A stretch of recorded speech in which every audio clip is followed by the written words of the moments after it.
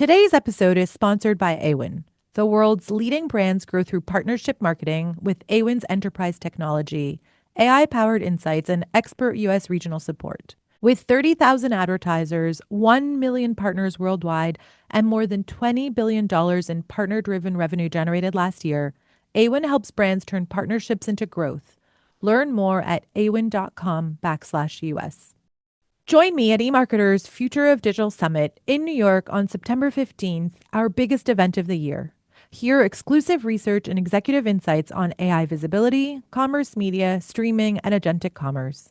And leave with a roadmap for what comes next. Click the registration link in the show notes for tickets. Hi, everyone. Today is Wednesday, August 12th. Welcome to eMarketer's weekly retail show, Reimagining Retail, an eMarketer podcast made possible by Awin. This is the show where we talk about how retail collides with every part of our lives. And I'm your host, Suzy Davidkhanian. On today's episode, we're talking about something almost every brand wants to get right: partnerships. Whether it's a creator, a retailer, or a nonprofit, the best partnerships don't just generate headlines, they strengthen the brand and create lasting value for everyone involved. But what separates the partnerships that last from the ones that feel like just another campaign? So today, we're going to take a look at it from both sides of the table, and I'm so excited. Joining me are Kelly Cobb, VP of Impact at Bombas. Hi, Kelly. Hello. And Buddy Teaster, CEO of Soles4Souls. Hey, Buddy. Hey there. Good morning. Before we even get started on the conversation, let's do just a quick speed intro in 30 seconds or less. Kelly and Buddy, tell us, what do you do in a sentence? Kelly, let's start with you. Okay. Good morning. My name is Kelly Cobb. I'm the VP of Impact at Bombas. I've had the pleasure of being at Bombas, leading our mission for just about 10 years. I oversee the way that mission shows up across our brand, which includes our network of more than 4,000 nonprofit giving partners across the United States, and the ways that Bombas connects with its customers to power our mission on a daily basis. I love that. And for those who don't know, Bombas has moved well beyond socks into underwear and other T-shirts and other categories. T-shirts Buddy, and underwear, yeah. Buddy, what do you do? So Soles4Souls is about ending wasted potential. So we think about that in terms of stuff that shouldn't go into landfills that has more life, but more importantly about the potential of people, that if they sometimes don't have the opportunity to show up in the right way, we don't get to benefit from all the things that they can do and know. So end wasted potential, and we do that by repurposing shoes and clothes to create opportunities for people all around the world. I love that. All around the world. It's so important. You guys, what's your favorite? You pick one each: book, podcast, TV show, movie. So the podcast that I probably most reliably go to is called The Rest is History, which they just did a long series on the Odyssey. So that was super helpful. They are two British guys, fantastically clever, funny, knowledgeable. I don't miss an episode. That's awesome. Kelly, what about you? This is timely. I just reread for the second time what is definitely one of my favorite books, Mountains Beyond Mountains by Tracy Kidder. Buddy knows. Yeah. It follows the story of the great and late Paul Farmer, who's a humanitarian and a doctor who believes in bringing radical compassion to populations that often don't receive it. And he's just pioneered an incredible way of caring for people. So it's one that I feel like I could read every couple of years just to be reminded of the importance of the amazing work that so many people are doing around the globe, many of whom were inspired by Paul Farmer. Yeah. We've done some work at his hospital in Haiti. Incredible. Wow. Yeah. Wow. Not with him, but at the hospital. Yeah. Yeah. I didn't know the book. Now I have a new podcast and a book to add to my list. Thank you, guys. I don't know that everybody knows that Buddy is it mountaineer, hiker, mountain climber? Hiker. Yeah, mountaineer's not true. Not the right word. Right.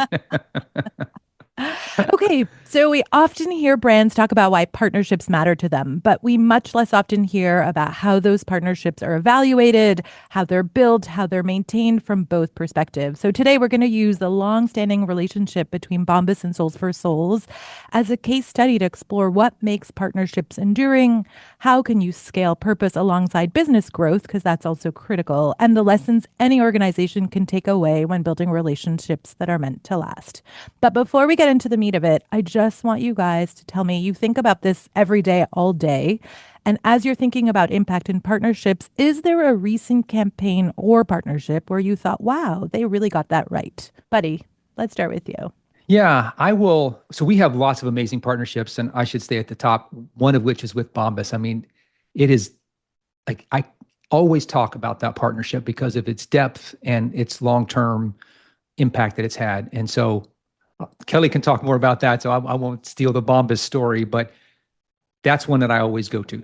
Outside of that, I'll share two quickly that aren't in the footwear or apparel space. One's with Voya Financial, and that doesn't seem like an obvious one, but they send their team members to travel with us. They collect shoes. They find all these ways to weave what Soles for Souls is about to understand the impact. And it's a financial services company. So there are lots of ways to do it. And we've been doing this for almost 10 years with them. So hundreds of their employees have traveled with us and experienced it. They've collected tens of thousands of pairs of shoes. And their volunteer culture and Souls for Souls mission combine really beautifully.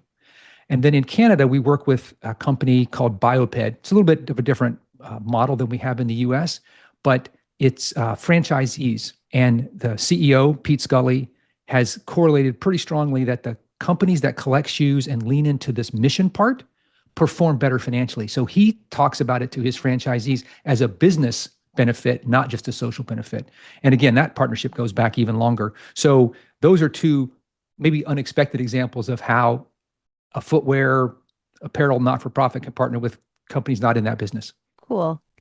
Buddy, do you spend, I'm sure you spend time thinking about outside of your world. Like I was thinking Home Depot does stuff with Habitat for Humanity, I think, or Kroger Yeah. is trying to do Feed Families and Feed Mhm. America. And like the list of these types of partnerships goes on. And some of them are very old, is Yeah. there one that's kind of new that you pay attention that you're like, oh, wow, that was great. Or Kelly, maybe I'll start with you. Yeah, I mean, I love the theme, Buddy, of the sort of unexpected partnerships. And one is one that I learned about fairly recently, which is Paul Hastings' law firm, global law firm.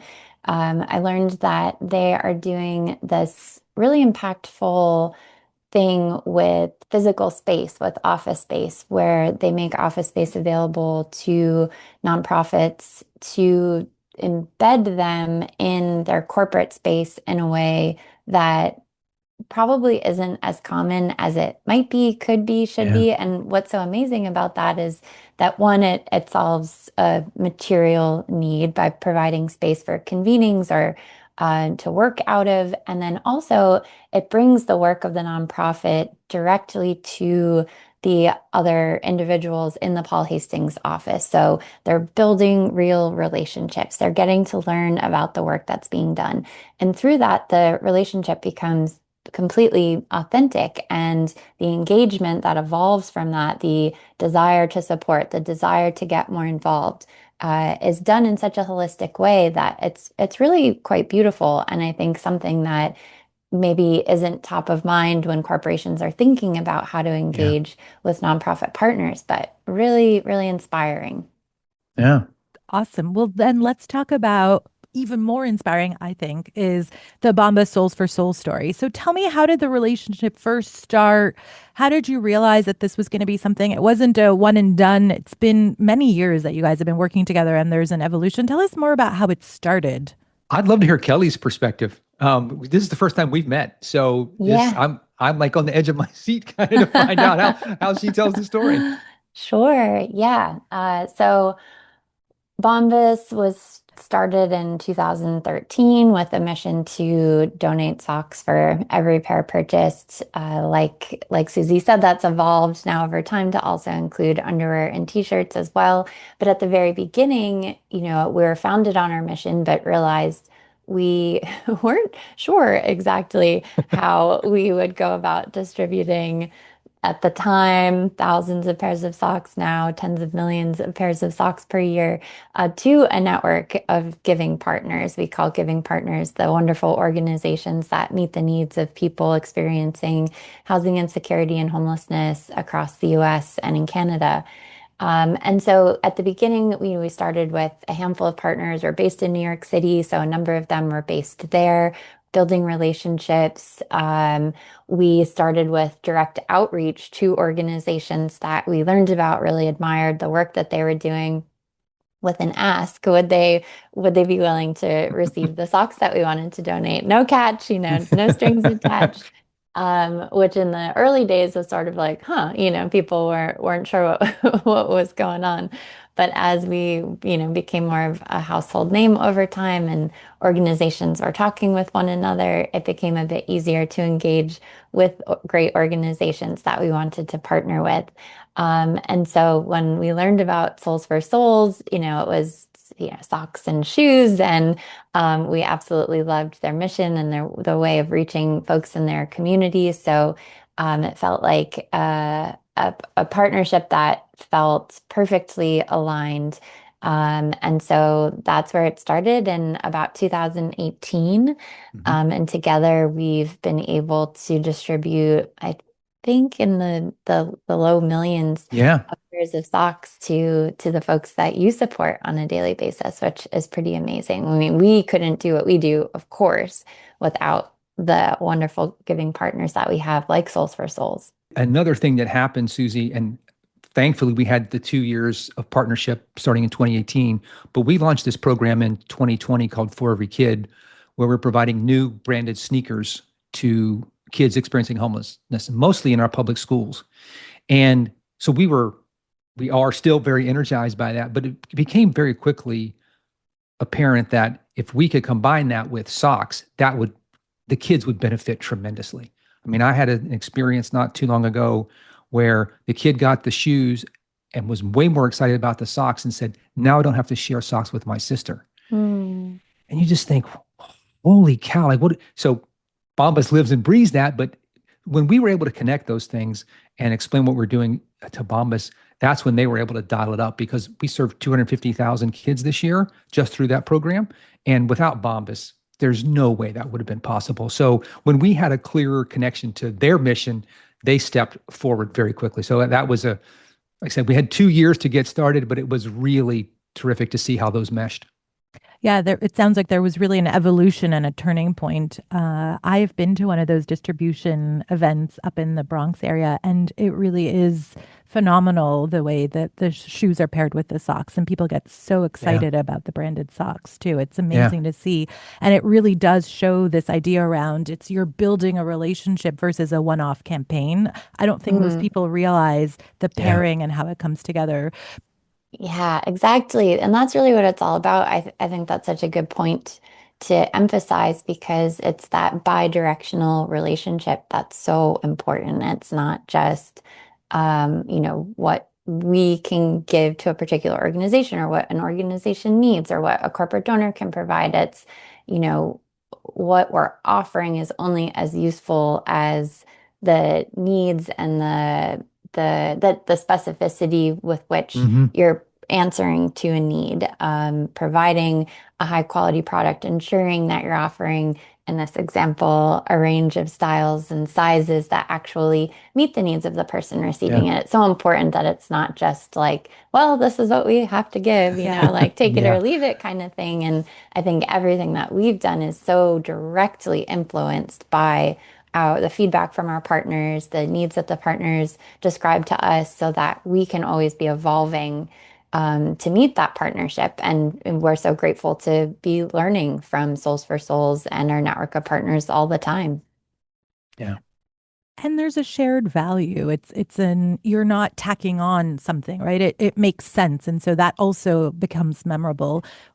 One of the things I find fascinating is that Bombas, it's not an old company, it's still kind of new, and you've grown exponentially, but you've still stood the ground on your mission and about giving back. How do you manage to scale both things at the same time? Because again, as you get bigger, now it's the opposite, right? More people are coming to you, Kelly, and saying, "Hey, we want to partner with you." So how do you take care, like, not take care, sorry, take that back. That seems like a hard thing to manage, scaling business and also the partnerships. Having been here for just about 10 years and the growth that we've seen over that time, I've been so close to it, but I still pinch myself a little bit because as a corporate entity, so much can change over time, and especially with scale. There can be things that felt so important at the beginning that start to kind of fall away, or you decide, well, we could prioritize more profit if we didn't do our mission in the same way. And the fact that that has remained so foundational from day one as we've grown, is a super important thing, something that I feel very proud of on behalf of our company, that we have been, and I credit my incredible team, our giving team. We're a relatively small team of four that oversees the distribution process and the management of our giving partner network. And it's such a team that's so deeply focused on ensuring that we're maintaining the ideals that we had since day one.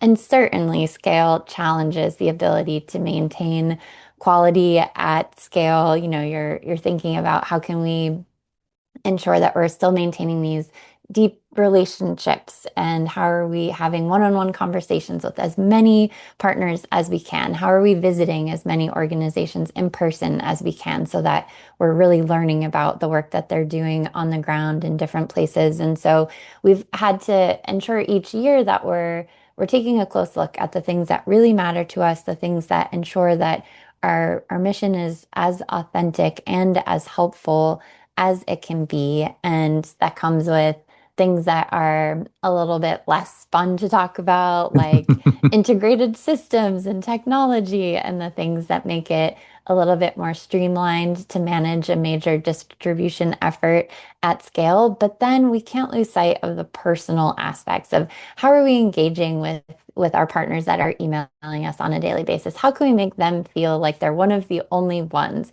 And that's something truly that, to be able to distribute what we do to a network of more than 4,000 organizations, the number of giving partners that do email us like what they're the only one makes us so happy because they've not lost sight, and we've clearly not lost sight of the fact that it can't just turn into a machine. It can't just Yeah. be, an operation that's lost that personal connection. So it's a combination of things. And the last thing that I'll say is that continuous buy-in from the leadership level has just been so critical in ensuring that we're never compromising, that mission is held at the forefront of every business decision that's made. It's always considered how the mission could be impacted as we're making product decisions, warehousing decisions, distribution decisions. All of those things are held at the same time as how that impacts our partner network and our ability to fulfill our mission.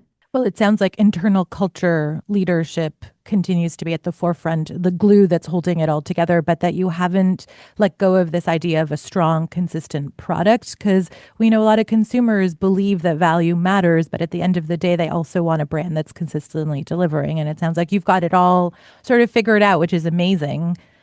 Buddy, Suzy, can I add one thing? yes, of You touched course. on something that I think is super important. We've had the chance over the years to work with a number of brands who do sort of a buy one, give one model. And our experience has been people deliver on that. Sometimes it is very transactional, like the bare minimum.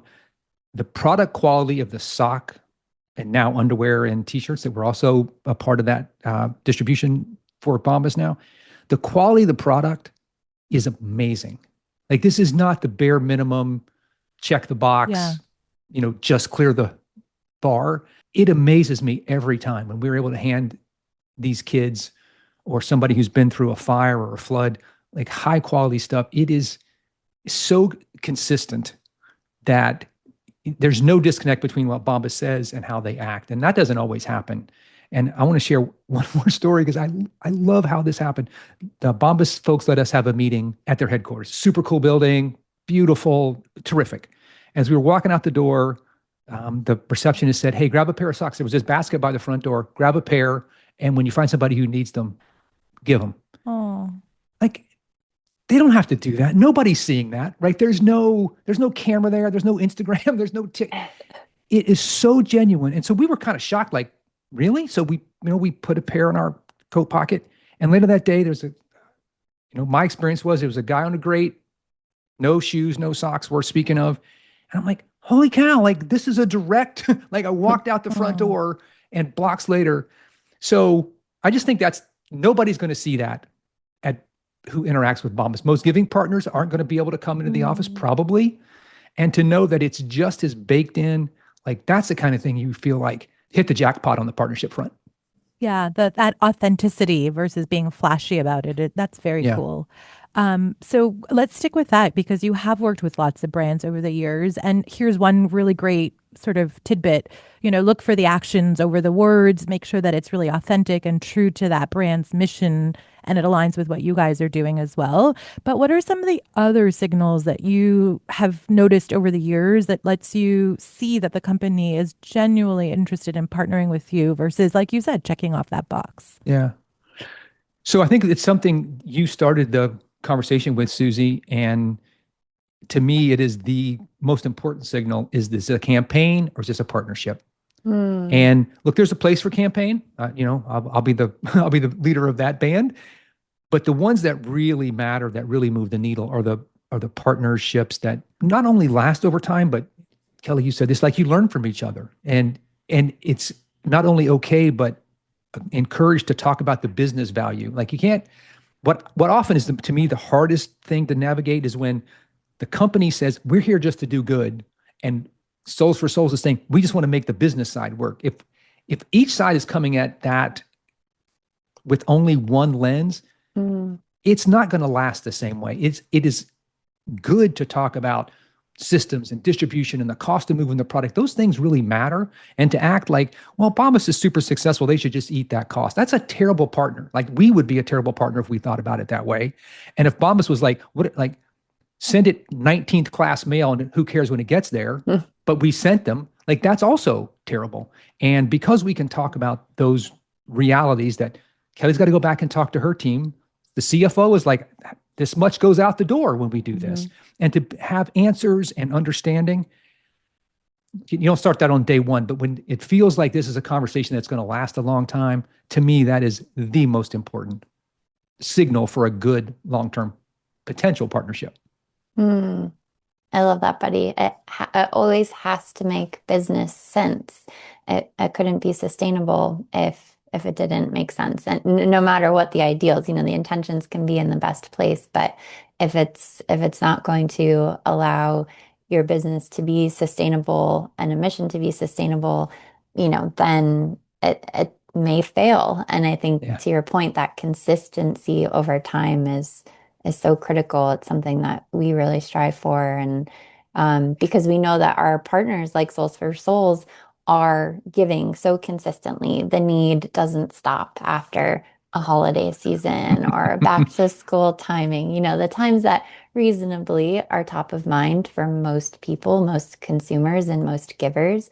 But the fact that in the dead of summer, in the coldest parts of winter, when everyone's sort of forgotten that need for or desire to show up and volunteer or offer a donation, it's like that this is an always on thing. So that consistency is so critical.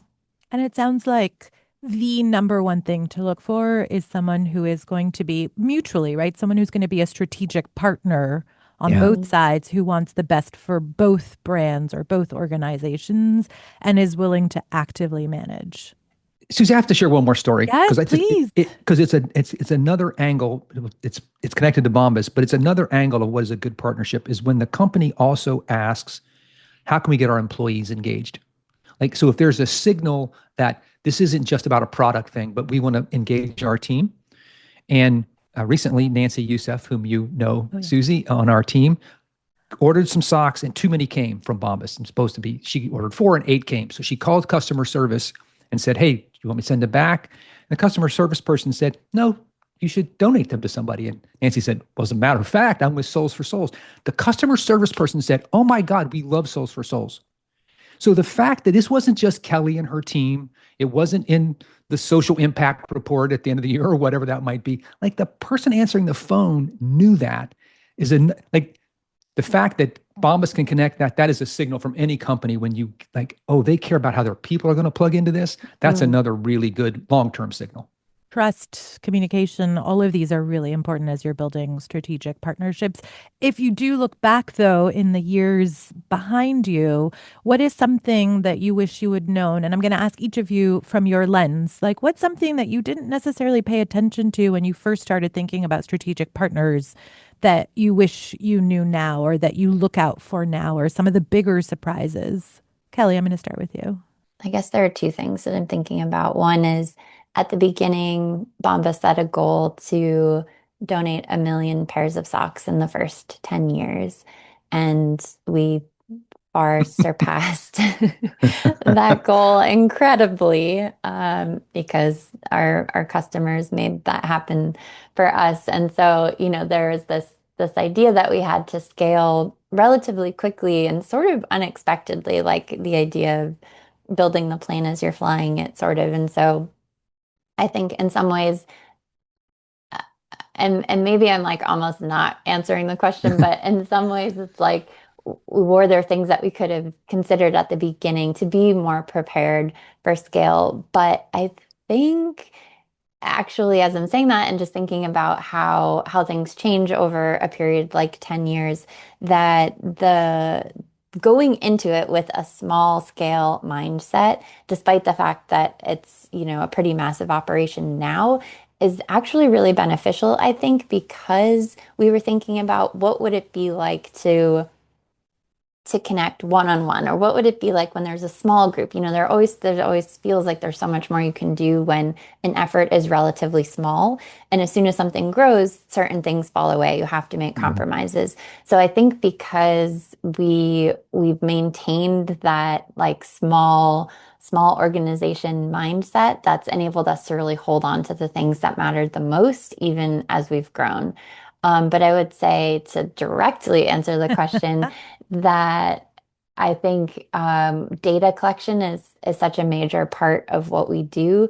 It doesn't really go anywhere beyond Bombas. And I think that's something that we're also thinking a lot about lately, is how to ensure that so much useful information doesn't just stay with us when I think it could be beneficial in the, across the landscape of housing insecurity and homelessness.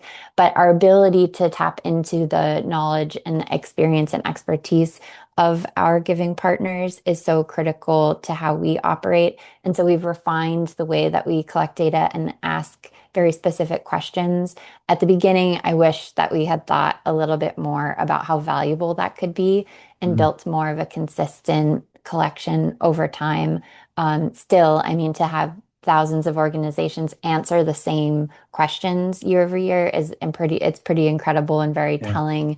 It paints a really meaningful picture of what we're seeing across the landscape.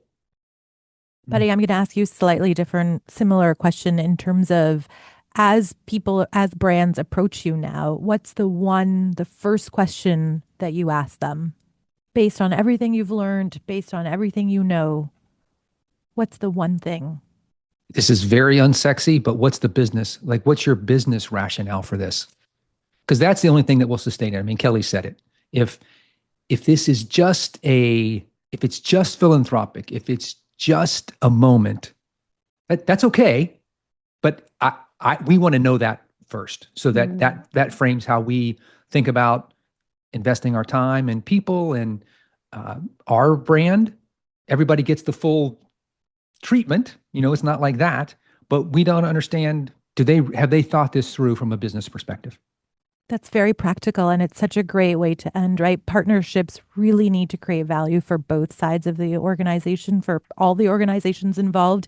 And if it's just about awareness, then it's a different muscle that you're trying to build. Exactly. It's very different.